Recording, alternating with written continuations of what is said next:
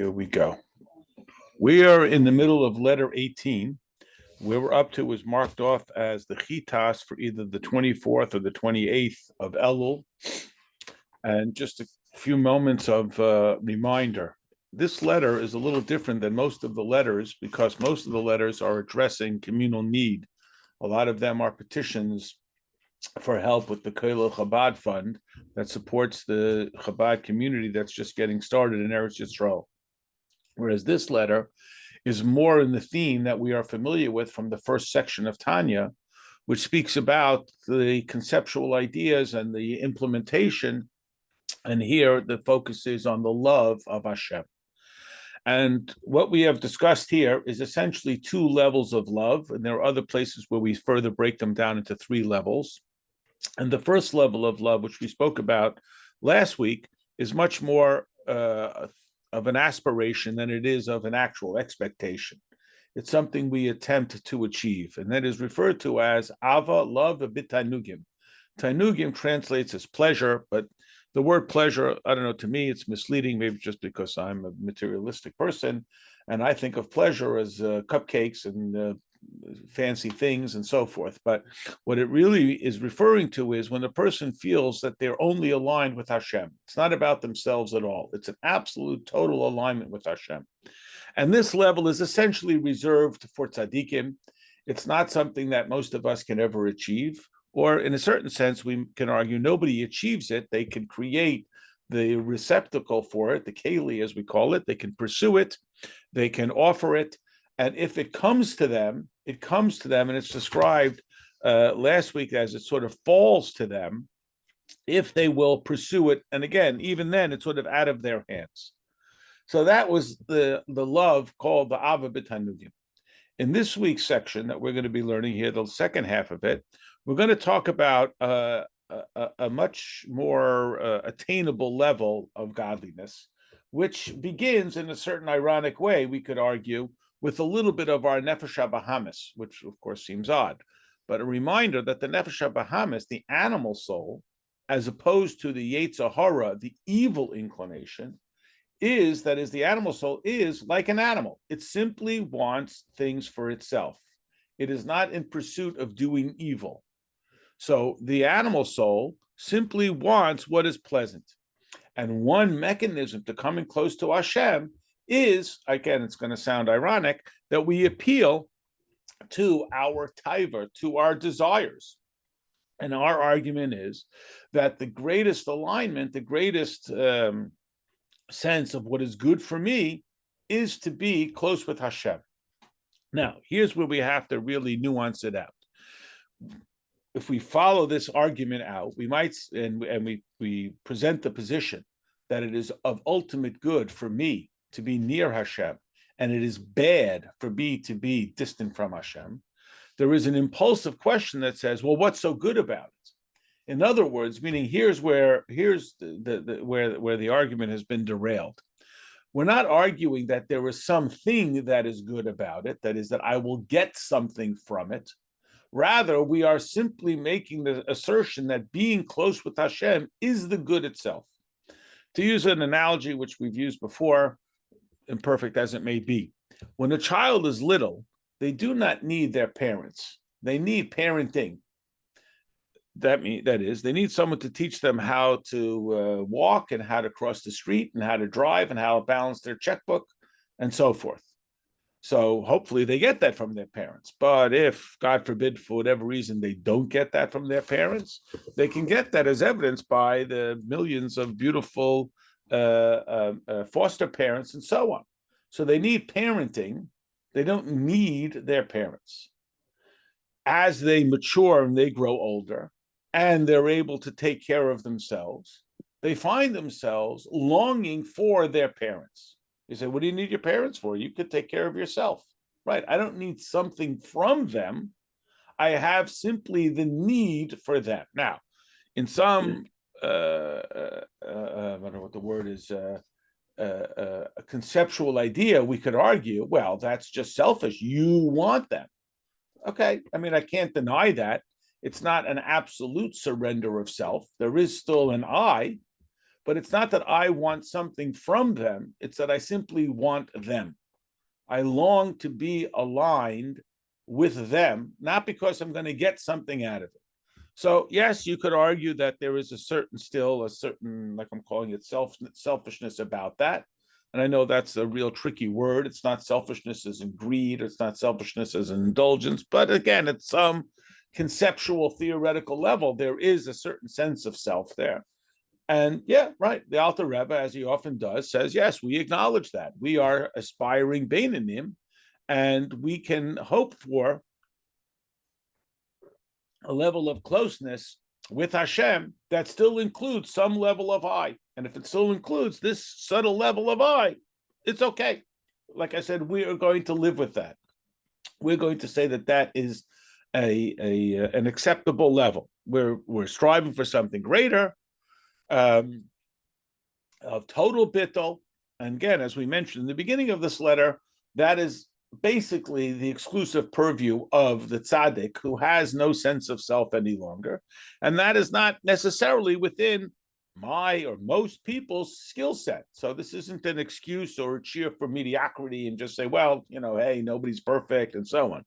That's the cautious level that we have to take. It is acknowledging, and it's not even making a concession to my human imperfection, because our continuous pursuit is to be close with the infinity of Hashem. That is our continuous pursuit. That's what we want. And yet our expectation, or at least our potential landing spot, is that there's still this certain degree of self. Okay, so let's start in the letter. Again, it's where the chitas is, in the middle of letter 18, for either the 24th or the 28th of Elul. Vashenis, this second level. Again, the first level is the level of the tzaddik, the love called Ava B'Tanugim, based on that pasuk that we learned last week in Mishlei. The second is Hi Ava V'Taiva, and that's really the sort of that's like the key word, is a love and a taiva. Now, we are trained to think of taivas as ew, icky, bad. Taivas are self-indulgent, and so on.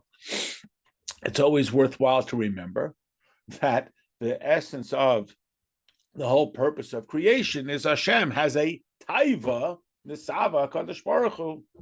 God has a taiva, pardon me, God has a taiva that this world should be a place that makes him feel welcome and so on. The Sava HaKodesh Baruch Hu, God has a taiva. So the word taiva isn't bad. It's just when it's self-directed as opposed to directed, that overcomes myself. Shahanefesh, that the soul, and again, you note that the Alter Rebbe here uses the term nefesh and not the term that we might have expected, which is the term neshama. So to take us back for a moment to the opening line of Tanya, which is a quote from the Gemara that says that Mashbi'in say tehei tzaddik, he is told to swear to be righteous and not wicked. Who's the he that's swearing this, right? And even if the whole world will tell you that you are righteous, be in your own eyes like, not that you are again, but like the Russia, just as vulnerable and just as susceptible. So this statement in the Mishnah, in the Gemara, doesn't say who the he is. It's a pronoun. So who is the he? So we explain that it's a reference to the godly soul. So we ask the question, the godly soul is like, God, what do you want from me? I'm on your side. I'm not the problem. The problem isn't me. Speak to the body. The body is the one who wants to eat and sleep and live and all that icky, sticky stuff. I'm not the problem. Why are you asking me to swear? I'm not the problem. And then as we develop in the course of Likutei Amarim in that first section in the Sefer Shel Beinanim, and we talk about how, well, this is really only an aspiration for tzaddikim and halavai. We wish that we would be Beinani and so on. So what kind of deal is this? You're telling me to swear to do something that's out of my control. It's like telling me to swear to be taller. You can tell me that I have to swear to try. How could you tell me that I have to swear to succeed when success is not within my purview? So Chassidus explains that the reason why Hashem has the Nefesh Elokis swear is because he is susceptible to being beaten down to the point of surrender. Because, he's surrounded continuously by stimulation for the animal soul, right? The world ain't rooting for the godly soul, it's rooting for the animal soul. And it's continuously pounding on my head for that. So the godly soul needs a boost, and that boost is swearing. Why is he swearing for something that he's not capable of achieving? So the oath is that he has to make this effort towards it. So here, let's take this idea and plug it in here. That the statement reads that the nefesh misava v'yehavis, the nefesh should desire it. Now we know that there are 5 levels. What we commonly just refer to as generically the soul really can be broken down into 5 levels. 2 which are outside of our immediate human experience, the level called Yechida, we sometimes refer to as the highest level, but it's not higher, it's of a different character. That is, that I am totally one with Hashem. Chaya, what I live for, the passion that is beyond, and not passion like, oh, I love art, but that which is truly my identity. The neshama, which is the distinctively human intellect. God blew the nishmas chayim, the breath of life. That's what the word neshama means. God blew the breath of life into Adam and gave him distinctive life, different than the animals. Ruach, which is the emotional sense, not emotion as in I become all emotional, but my character, which even animals have. An animal can be playful, and it can be scared, and it can be feel safe and secure. And nefesh, which is basic existence. So we talk about the oath that is administered. And here we're talking about the taiva. We would think, how is the taiva going to affect the nefesh? The nefesh is the greatest struggle because the nefesh is about basic existence. And the greatest fear that the nefesh has is that it will forfeit its existence. That's why the animal soul is constantly pulling the person away from anything that is surrendering of my identity. On the one hand, that can be a positive. That's the instinct to stay alive. That's what prevents us from, God forbid, doing something dangerous, because I want to be alive. I want to be alive so eagerly and with such passion that I have an intuitive sense of avoiding danger, we hope. And on the negative side, it's what prevents or tries to put a drag on a person's impulse to be in the service of Hashem to the point of mesiras nefesh, of surrendering that soul. Not just in the most dramatic sense of a person, God forbid, having to go to their death, literally, to say, I would rather die than give up my godliness. It's also anything that I sense as being my very identity and existence. So can we get that level of love? That level of my identity to have this level of love for Hashem. So again, it's easiest to illustrate it in the extremes, and then hopefully we find this within other people. I mean, not us, we're perfect, but other people, we can see it. So people say things, and of course they don't mean this literally. No, I couldn't live without that. I couldn't live without my iPhone. I couldn't live. Now, of course, we don't mean that literally, but even the conceptual idea that we use language like that we think that this is truly who I am, or we start to fear that I'm losing my identity, and this desire to sort of stand out, to sort of assert my independent, distinctive identity. And sometimes that comes into conflict with Torah. I mean, again, to use this in the simplest illustration, a person who is not raised with going to yeshiva and Shabbos and so forth, and they meet Chabad and they start to become involved. So yes, it's very difficult to give up their restaurants and to give up their wardrobe and to give up their Saturday plans. And then they start to get down to those real nitty-gritty things, those things that are their, they think of as their personal identity. And are they willing to give those up?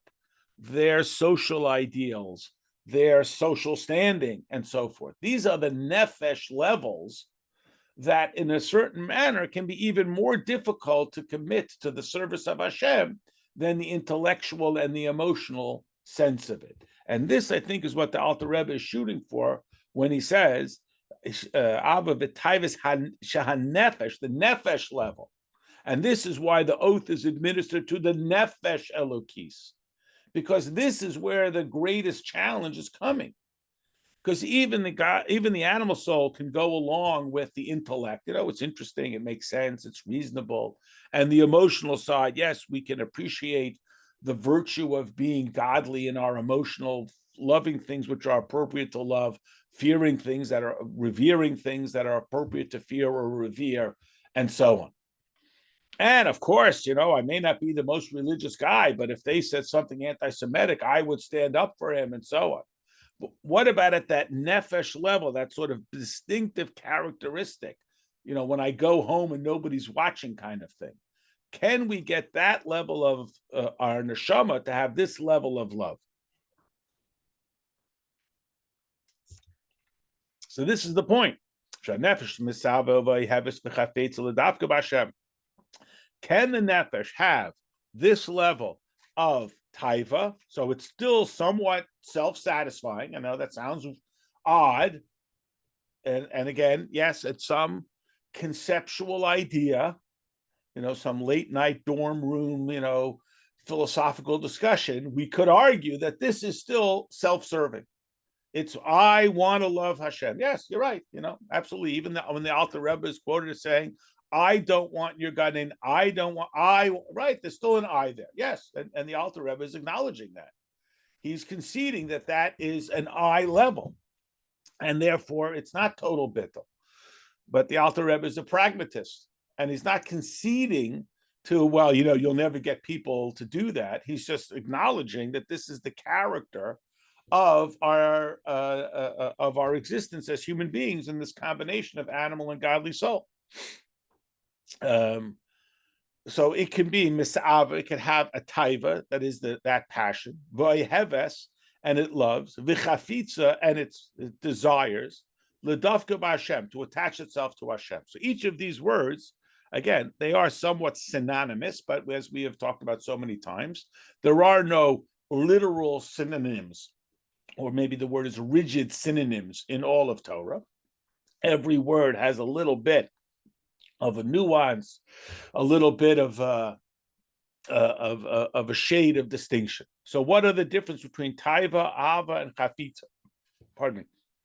Taiva is, it's what drives me. So again, even though in English the word desire tends to be for frivolous things, fancy, jewelry and chocolate, which a person in theory could survive without, they're not absolute staples of existence. So the concept here is a reference to, on the contrary, the deepest level. What is it that I truly, deeply desire? Ava is, what do I want to be associated with? We've talked about it so many times. The closest analogy I can think of is like people say, I love my country. What does it mean? He loves the soil from Texas more than from Toronto? No, it means that he has a passion. He has a desire to be associated with the country. And chafetz or chefetz is that which is my very life, like chafetz chayim. So that is, his life is even, I don't want to say less important is the wrong word, but it is in passion to be connected therewith. To do what? Ledavka b'Hashem, to be attached with Hashem. That's what I want. He wants to be attached with Hashem. So again, going back to my analogy, imperfect as it is, it's not that he needs something from his parent. The person says, I want to be close with my mother. Why? You can make your own food and you have your own life and so on. Why do you have this desire to be, well, that's what I want. I don't want the parenting. I want the parent. I want to be associated therewith. It's that level. It's not that there's something, I'm going to get something out of it. And this is really one of the tricky things. People say, well, why do you like Shabbos so much? It's a half a trick question. Yes, we should enjoy it. And yes, it should be, but that's not why we do it, because they go, okay, well, I get the same thrill out of sailing. That's where we have to be careful. Litzro b'tzara chayim, to be bound up in the bond of life. V'kirvas elokim toiv lamiyot, and that being close with Hashem is good for me.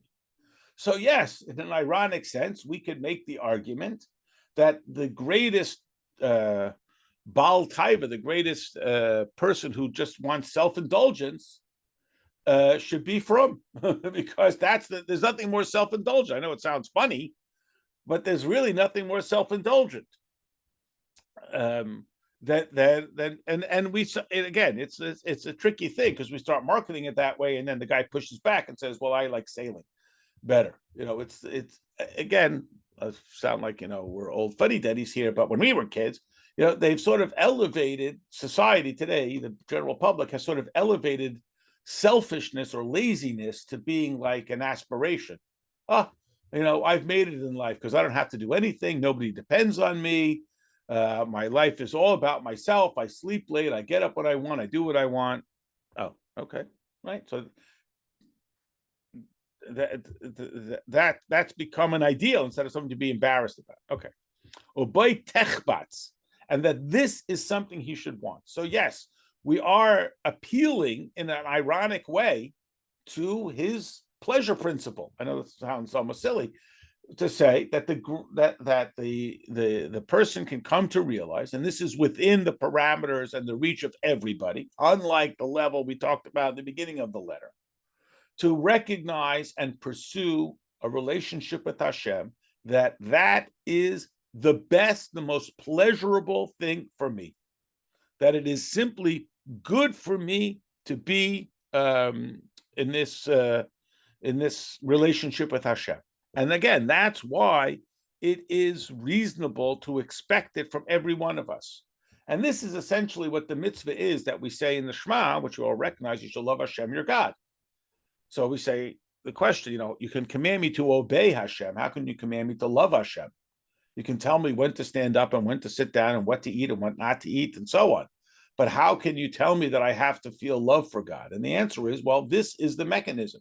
Every one of us has the innate ability to feel love for God when we recognize that it is good for us to be close with God.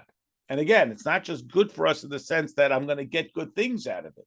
It is innately good for me to be close with Hashem.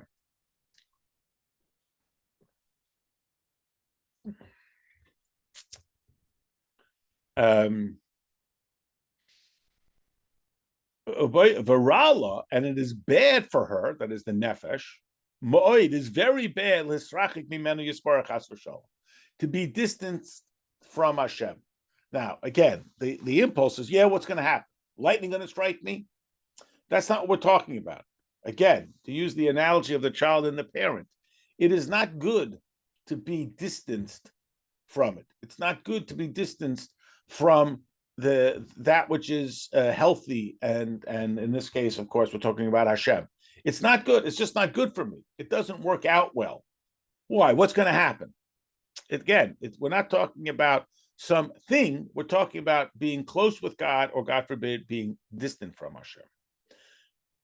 Lios mechitza shel barzel hachitzonim mafsekes chas v'shalom. That there should be a divider of iron from that which is outside that separates out, God forbid. Now, we'll see this a little bit later in the letter, but here there's a little bit of a remote allusion to it, which is the analogy of a husband and wife, and something that, God forbid, tries to come between the husband and wife. So the term here is mechitza shel barzel, a divider of iron. Now, that's the word. Barzel means iron, but there's a non-literal reference there. We're going to see this a little bit later in the letter, but let's just lay it out here. The first example that we have of this type of disruption in Torah is the story with Hagar. So you recall, Avram is married to Sarah, and Sarah says he should have a child through Hagar. And Hagar becomes pregnant, and as a result, she has disdain for Sarah, to the point that Hagar, misreads her status, and she thinks that she is the wife of Abraham, to the point that Hagar has to be dismissed until she does tshuva and she comes back. Now, a seeming similar scenario starts to happen 2 generations later. So let's just play it out. So then Yitzchak, of course, marries Rivka. They also don't have children for an extended period of time, but there's no suggestion that Yitzchak should marry somebody else to have children. And the reader says, well, of course not. I mean, look what a bad idea that was. However, Yaakov, he marries Rachel and Leah first and then Rachel And then when they don't have children, he does marry a second wife, Bilhah, and then Zilpah. So we, the readers, like, don't, what are you doing? This doesn't work out. Stop. But why does it work out? Because at no point do Bilhah and Zilpah intervene in the status. I know it's a very un-PC thing to say, but as we would say, they knew their identity. They knew who they were. Now, we hold up Bilhah and Zilpah to be great heroes. They're buried together with Yocheved and Elisheva, with Moshe Rabbeinu's mother and Aaron's wife. They're all buried together in what we call Kaveri Mois. So they were held up in great regard, and Hagar, not so much. What happens, though, if we get this mixed up? So here's where you get this allusion in the word Barzel. Barzel, spelled Beis Reish Zayin Lamed, stands for Bilhah Rachel Zilpah Leah. Now, that's upside down, because that's putting Bilhah ahead of Rachel and Zilpah ahead of Leah. So you get that's a misalignment, right? That's the problem. If the difference is that Hagar intervened and Bilhah and Zilpah didn't intervene. So when you get this intervention, that is when people get crossed wired on their relationships, you get this separation. And again, I mean, this is a very egregious illustration of it, where somebody comes between a husband and wife. It could happen in more subtle senses, where an outside person starts to insert themselves into a family dynamic inappropriately. They forget that dynamic and that parameter, and it's potentially it's a thing. It's a thing you got to be careful about. And that's what we're talking about here, not understanding the proper boundaries of it. So that's why, or what we can learn from this phrase, mafsekes, it intervenes, it severs, like the word pasuk, which means at the end of the pasuk, or hefsek is an interruption. I mean, it's got a kind of harsh dynamic to it. When this line reads, this iron curtain from something outside that severs chas v'shalom. Ba'avazoi, this level of love, that is the level of love that it's good for me to be close with Hashem. Again, not that I'm going to get something out of it. And yes, it still acknowledges myself. I still exist. And as we know, outside of a nefesh elokis, anything beyond this is impossible. That's why we don't see it in the world. Even in the world of Kedusha, it's very, very rare to have total and absolute bittul. And again, even when we see it amongst righteous people, there's still a certain sense. Now, sometimes it's egregious, or egregious is unfair. We're not talking about evil people. In the realm of the good, we hear things about feel the gift of giving. It's still appealing to myself. So yes, that's better than, looking out for number one and all kinds of other slogans. But once we sort of jettison all of the really harsh, I'll just use the word bad guys, and we're talking within the parameter of the good guys, we still will find an appeal at a subtle level for why it benefits me. And we're leaning on that here, but it's not like, well, I'm going to get something out of it. If I'm nice to people, people will be nice to me. Okay, that's a nice thing to tell a 5-year-old, because that's all he can understand. It is simply the desire to be aligned with Hashem. That's it. I mean, my bias absolutely acknowledged, but I remember being at the oil once and asking some bachrim there. These kids are 15, they never saw the Rebbe. Even their parents barely have a memory of the Rebbe. Their parents are 40, so what do they remember? And I said to the kid, why are you here? And he said, Rebbe, that's it. It's like, there's no question. It's like a total level. Now, maybe they trained him to say that. Maybe I'm not in the position to judge, but it was just a beautiful thing. That's it. Why do you do that? I just do it. I don't think about it. Why do you keep Shabbos? What do you mean? I don't think about it. You just do it. Why do you believe in gravity? It's not something I consider. It's just an innate natural law. It just is that way. Okay. This level of Ava, he mesuteres belev Klal Yisrael. It is hidden within the heart of every Jew. Klal Yisrael. Even if I'm not at that high level, and even if I never went to yeshiva, and even if I don't even like Hamantash, whatever it is innate to my very identity. There is numerous stories where people came to the Rebbe, for help with someone. They said they have no background, they have no connection to Yiddishkeit. And the Rebbe said they have no connection to Yiddishkeit, but he's Jewish, right? Well, yes, but Rebbe has no connection to Yiddishkeit, no such thing. And if we will project that attitude, they will respond with that attitude. But if we tell the person, I have something to give you, well, I don't want anything, but I have something that's already yours. Oh, well, now maybe I'm interested because it is mine. I'm not trying to give you something that you don't have. This is innately yours. You want to do it like I want to do it. Why should he put on tefillin? Same reason why I put on tefillin, because this is the will of Hashem. Okay. Afilu b'rishoyim, even imperfect people, even people who are rishoyim. But now, again, it doesn't always look that way. But yes, absolutely, he has this love. Look, just like physically, nobody wants to be sick.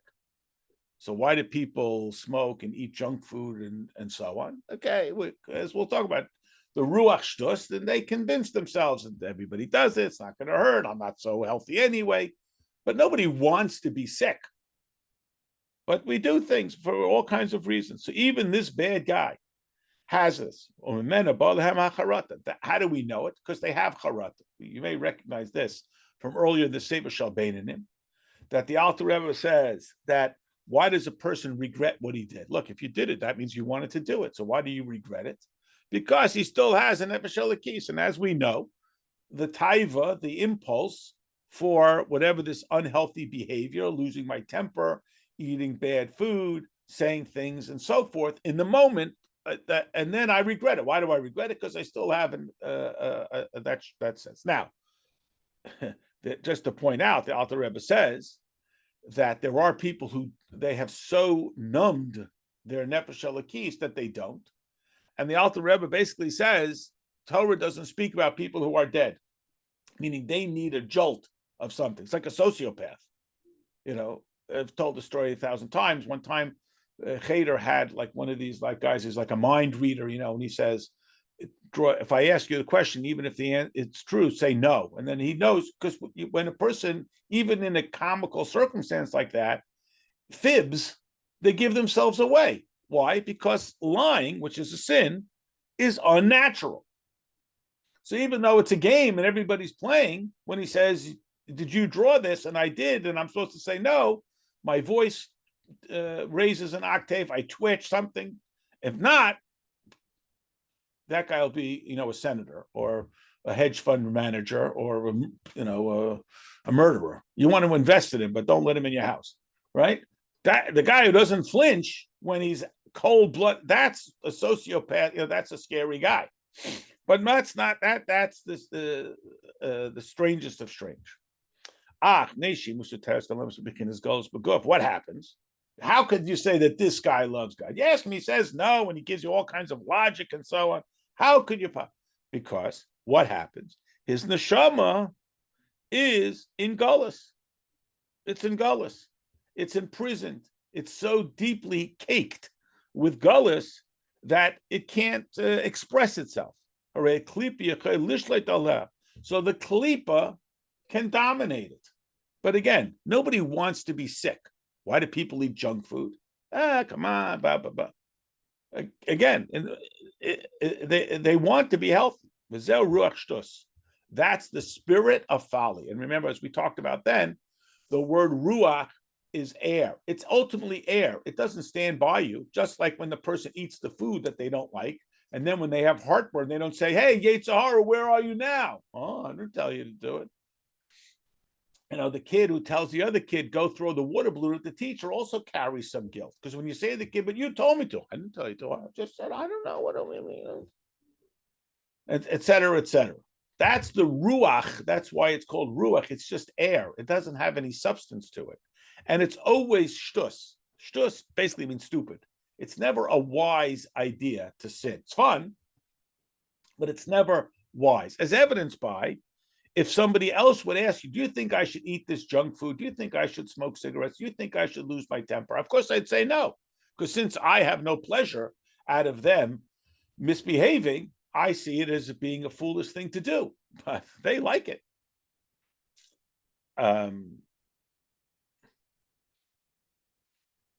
therefore, avodah sa'adam lakoina. What is our avodah? Now, remember this word avodah, which we like to talk about a lot, is to change beyond the planned, or I call outpace the inevitable. Do more than the natural escalator.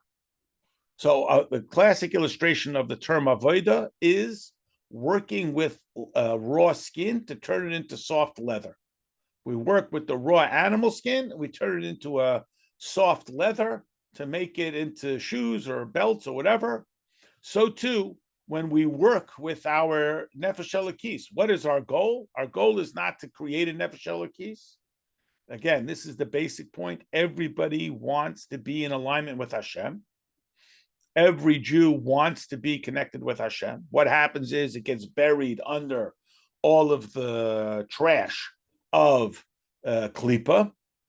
And our job is, what is our work? Lekoinoi, to our master. We'll come back to this word. But just to give a couple of phrases here, and then we'll come and we'll talk about each one of them. L'hischazek, to be strong. L'hisgaber, to overpower al ha-klipa, over the klipa. Bakal, mikal, call.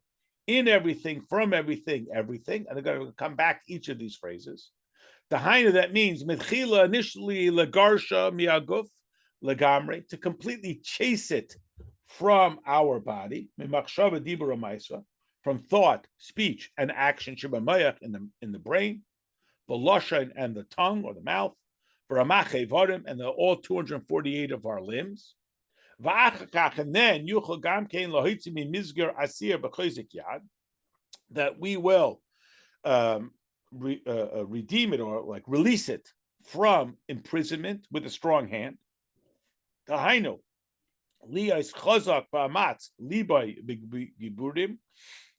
To be strong and powerful in our heart in this might, so that the innate love that's there should flow forward. We should release that love. In every aspect of our body, the hainu, that is ha'ikar, primarily b'seichel, with the intellect, the machshava shemamayach, and the thought process in the brain. Again, that's where everything starts. We're going to come back to all of this. Sha'seichel yechashev yizbein and tamid, that our mind should think constantly. That's a key word, constantly. According to the intellect that Hashem created us, how God is the source of our life in general and the source of our neshama specifically. And therefore, love, Koisef Tivi, Keben HaKoisef, Lias Tamid Eitzel Aviv. Therefore, we will long and desire to be connected and close with this natural passion, like a child who longs to be constantly with his father, like fire that is elevated up constantly in its nature to be attached to its source. The more that he will think about this, this will express itself in his mouth and the rest of his body. To be engaged in Torah and mitzvahs.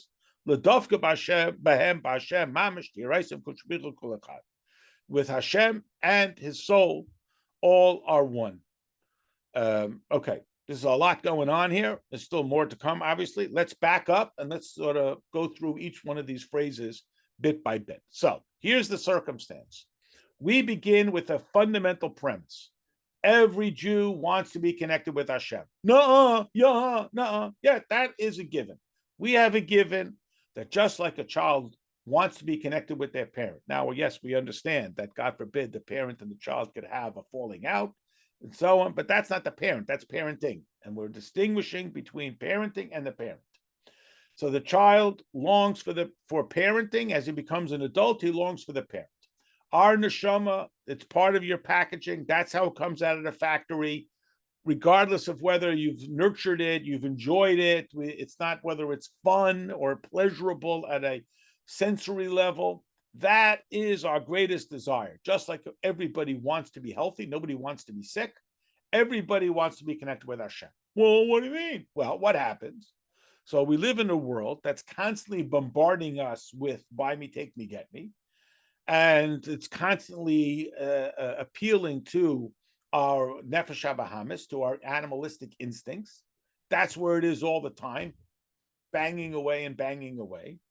So our natural love for God gets buried under our klipa, all of this shell that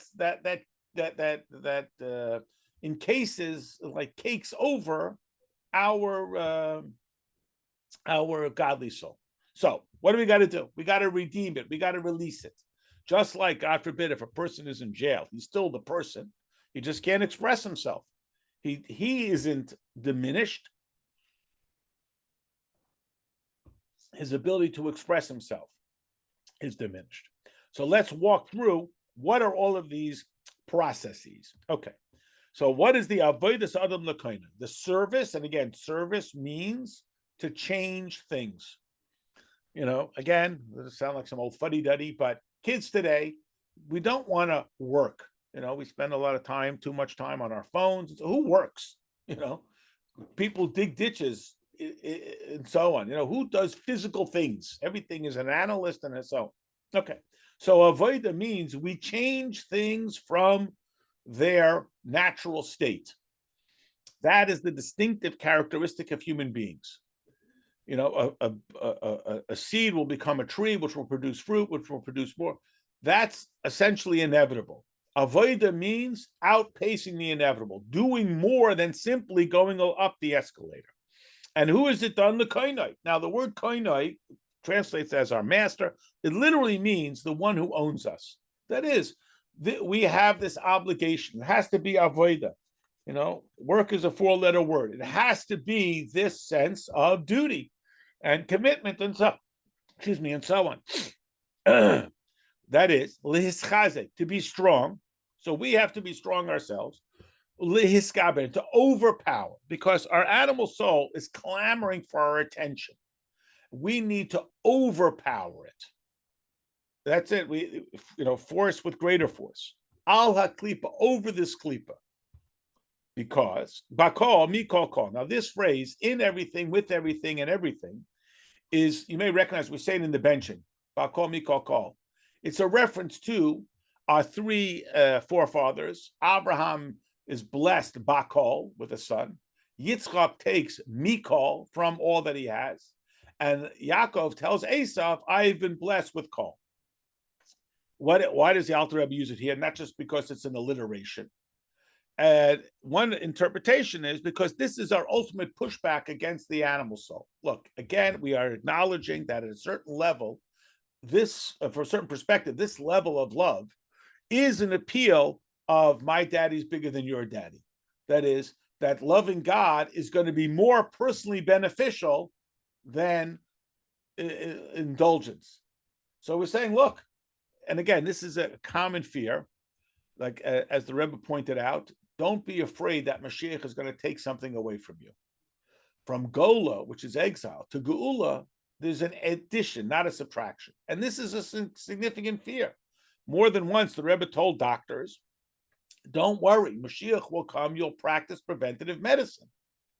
Because look, if a guy invested his whole life in becoming a doctor, and all of a sudden, he's a VCR salesman and nobody wants VCRs, or he's a travel agent and nobody needs travel agents, what's he going to do? If everybody's healthy, how's he going to live? And again, I know that sounds almost cartoonish, but it could be a real fear. And so don't be afraid, because whatever the taiva, whatever selfish indulgence offers you, alignment with Hashem offers you ba kol, mi kol, everything. In everything, from everything, everything. So that's one strategy. You're not going to lose anything. You're not going to forfeit anything. That is, initially, You have to chase it away. The first step is you have to make sure it doesn't express itself in any of the three expressive garments. You just have to drive it out. That's step one. From your machshava, which again is conscious thought. Again, when we say machshava, we don't just mean something that flitters past my frame of reference or through my field of vision, but it means something that I willfully, deliberately sit and think about. Sheba moyach, that's in my mind. V'loshan, my tongue or my mouth. V'remachevarim, and my limbs of expression, thought, speech, action. So the first thing I got to do is I'm not going to think about that. I'm not going to talk about that, and I'm not going to do that. That's the first thing. That I can always control. Remember the basic rule of Sefer Shel Beinanim: struggle is not failure, but failure is failure. And willful thoughts, again, that is, I voluntarily choose to think about something, is within my capacity to control. That is a willful thought. A spoken word and a deed is certainly willful. And then, next step, I am able to, I can release it. This godly soul that's been smothered and like collapsed upon by all of this klipa is released. Behind that means lias chazik ba'ametz libay begivurim lias ava musateres nigus begilei rav b'chol koichos el v'nafshe hanefesh shebegov. That is, that I release all of this love. So this overflowing revelation of love now can come pouring forward. It was clogged, and now it starts coming forward. Now, where do we start? It starts in the seichel. It starts in the intellect. Now, intellect, we don't mean how many pages of the Talmud I've studied.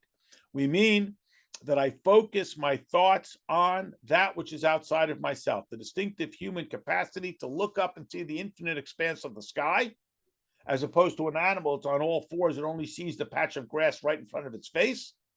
And to be able to see that infinity is what stirs up my heart and into my behavior.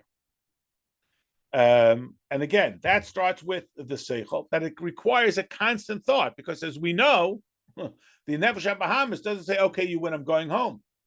And he comes back with more challenges. I overcome one problem, I stop biting my nails, now I have to work on exercise, whatever it is. It's a constant bombardment. And one of the signs of being alive is that we're constantly engaged in the battle. It's a constant thing. We say, well, how am I going to do that? I don't have to do it anymore. And this is another classic machination of the Yetzer Hara. Look, you've been at this. It's still hard for you. Obviously, this is not for you. Just give it up. So again, breakfast never solves anything, because a few hours later, you got to eat lunch. That's the idea, right? Why do we have to keep eating? Because our body is constantly functioning. So gravity and life and so on is the constant pull of the animal soul and of the klipa. So it requires a constant vigilance. That it should be released. That is, again, through the seichel, that we think about it constantly. And what do we think about? So what is the mental exercise that I can hold on to when I'm feeling bombarded? We think that Hashem is the source of my life. So even though I'm being bombarded by this taiva that looks delicious, and I think, wow, wouldn't it be wonderful to indulge in that? What is going to override it? Well, I keep my eye on the goal and I overcome it. It's like, to use an extreme example, it's like athletes, what prompts them to get up at 4 a.m. and an exercise day after endless day? Because they're fixated on some sort of goal. Now, that goal may also still be selfish, and we're sort of acknowledging that here, that I think, this thing, but I want to be healthy, so I don't want to eat this junk food. I want to be focused on that, so I don't engage in this behavior. And therefore, yichsoif yisaba, I am longing and desired. And the word yichsoif means that it's to the point that it is more even than my very self, to be attached to Hashem. And this is a kaisef tivi. It is a natural desire. Just as we have a natural desire to be alive, as we talked about before. We instinctually protect ourselves. Well, our neshama has an intuitive sense of self-preservation and protection as well. So we have to allow that to come forward, that is what my neshama wants more than anything else. And again, yes, we are acknowledging that conceptually, this has a certain sense of self-servingness. Yeah, okay, we're acknowledging that. And again, we use the analogy like a child. A child wants to be aligned with his father. Now, again, God forbid, people can have bad circumstances, inappropriate, unhealthy, whatever, but they long for that. They're still longing to be aligned. Yeah, you have a question? I do. Thank you for your class. The act of expelling the thought, the whatever, I would like to eat that cheeseburger. And then going to, you'll be able to just, I want to understand the exact way you expel it. Is what you're saying is by overriding it by thinking of godly things, and I desire to be connected to Hashem. More, which is even stronger than the cheeseburger. Because look, we all know that God forbid we eat the cheeseburger, we say the nasty thing. 5 minutes after it's over, there's no pleasure left, and I just have remorse and regret. So you keep reminding yourself of that and focusing on the, okay, gotcha, thank you. You got it. Okay.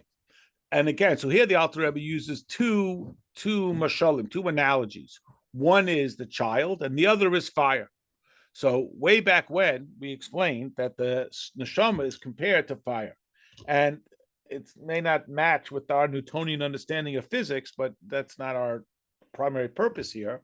But the Alter Rebbe takes that position that the fire wants to be separated. It longs to be, just like the Alter Rebbe argues that my pencil wants to be on the surface. It's not just about an external gravitational pull, but it's like the pencil itself has this impulse. The fire itself has this impulse to separate itself from the match and leap into the fire. This is what we want. And again, this is the Alter Rebbe's underlying message. Excuse me, are you Jewish? You want to do a mitzvah. That is what you want. Again, just like nobody wants to be sick, but people eat junk food, nobody doesn't want to be aligned with the infinity of Hashem. And the more he thinks about it, the more he becomes desirous of this level. And that is the main strategy. That is the philosophy of Chabad, that our intellect, which cannot be countered by our animal soul, meaning our animal soul, remember, a basic distinction between the intellect as it's utilized by the animal soul and the intellect as it's utilized by the godly soul. The animal soul doesn't really have an innate need for intellect, but intellect is what gets him better taivas. Meaning, if we use it's the classic thing. What do you want more than anything else in the world? And I figure out a way to get it. That is, my intellect is a servant to my impulses. I want this, so therefore I engage my mind to do it. So the animal soul doesn't need the intellect. It'd be happy to just have it handed to him. The godly soul uses the intellect to get over himself. I want this, but my intellect, and again, intellect we mean like the word I like is imagination. It takes me outside of myself. It allows me to escape outside of myself. Again, whatever on the social commentary, but this is the greatest gift of the public library. So the kid in rural Idaho can go to the library and suddenly be transported to somewhere else that he would never otherwise have the opportunity to even know it existed. He can be a space traveler or in a foreign country and so on, because the intellect allows you to get over yourself. So the animal soul uses the intellect to enrich itself, and the godly soul uses the intellect to get beyond itself. Okay. So too, he will be able to overpower and spread this passion to his verbalization and down to his whole body. Think it, feel it, do it. Or think it, say it, do it here. So the intellect because there's never like I said, it's never a smart idea to sin. It's fun, but it's never smart. It's like you cannot convince the calculator that 2 + 3 is anything other than 5. No matter how much it would be easier and my checkbook would be balanced and I wouldn't have to worry. It'd always be easier, but it's it. It does not compute. So it's always a foolish idea to sin. That's why it requires the spirit of foolishness. So if I am driven by my intellect, I won't sin. It's never smart. It's fun, but it's not a smart thing to do. So if I can get my intellect, then I can get it verbalized and activated in my behavior. When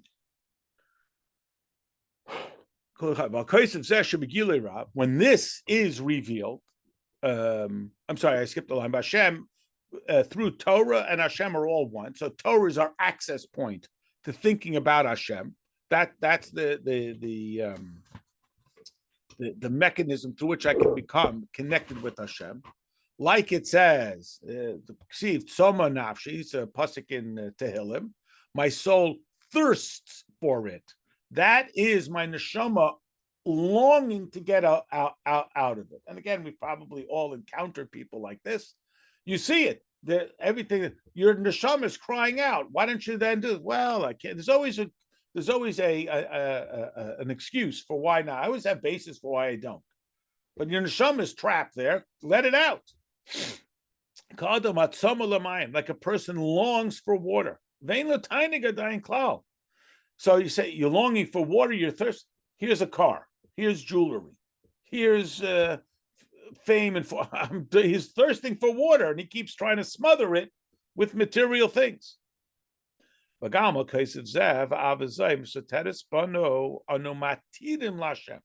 Through this longing and this love, we entreat Hashem. Can you help a brother out? Now, if you have the lessons in Tanya, there's a note there from the Rebbe. I'll just read it for those who don't have it. That this passage on the need for prayer, that we entreat Hashem, we say, Hashem, help me, in arousing the second level of love, which is what we're calling, I know it's kind of sound funny, like the quote selfish level of love, had to be added here to the above passage on the role of meditation. In view of the statement in letter 4 that this level of love is revealed not by meditation, but by prayer and tzedakah. I mean, we've been advocating that the mechanism to activate this love, is through intellect. And here, our Rebbe is pointing out that the Alter Rebbe throws in the old adage, how do you raise wonderful children? Pray a lot. You got to pray a lot. You got to pray a lot. We need divine assistance. The fact that both prayer and meditation meaning intellectual, right, are mentioned here makes it clear that the two letters are not divergent, but complementary. I know if you have lessons in Tanya, it doesn't say letters, but I don't know how to pronounce it. Is it epistles or epistles, whatever it is? I just say letters. In addition, it is thus apparent that tzedakah also plays a role in this manner of service. And this is a common theme that we have seen. The world stands on three things: Torah, service, which is davening, and acts of kindness. That is, I try to bring God into my life through Torah. I think about God.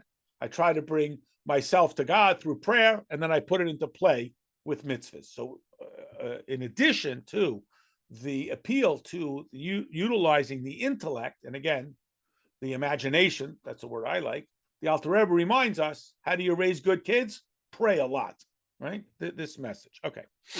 To take us out of this prison, and that my heart should be filled with Hashem. And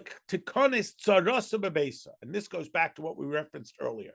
Do not allow a tsaris in my house. Now, the word here doesn't mean tsaris, but it's based on the same word. The word tsarasa means a rival wife. We have a halacha, for example, that people are not allowed to testify on behalf or in antagonism to an enemy. So I say, well, who's an enemy? One example is 2 women are married to the same husband are enemies. They don't like each other. It's an intervention. It's interfering. I gave the story before about Hagar. That's what this is. This is somebody trying to take you away. It says, imagine somebody comes to you and says, you know your family, it's very nice. I got a better family for you. I suggest you leave your family for my family. Whoa. Well, what do you mean? You think your family's better? This family, the kids are cuter. This family is better.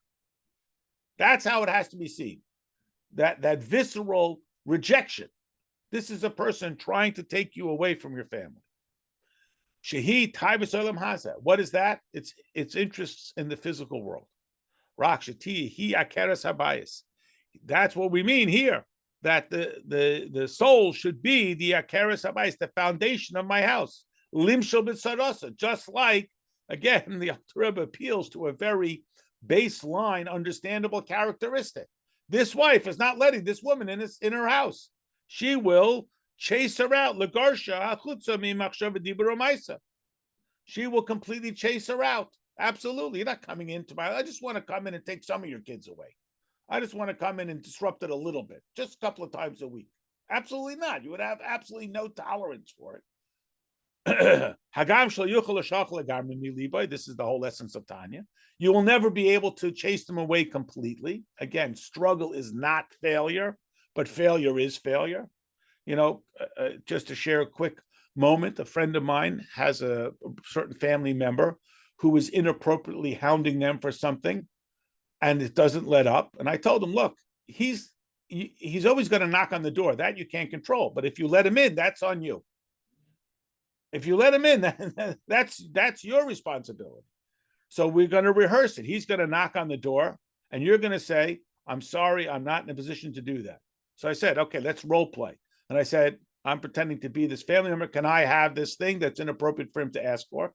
And my friend says, well, I don't think I'm in a position. No, if you say I don't think, that means tomorrow he comes again. Okay, let's try it again. Okay, I'm not in a position to do that right now. No, you said right now. That means in 5 minutes you might be. I'm not. No, say it with me. No. Okay,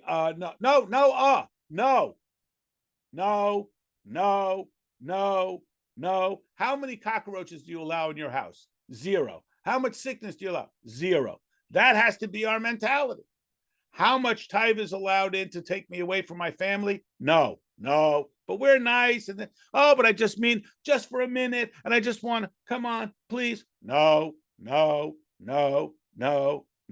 As soon as I go, I'll think about it. That's it. I lost. This is what the Alter Rebbe is talking about.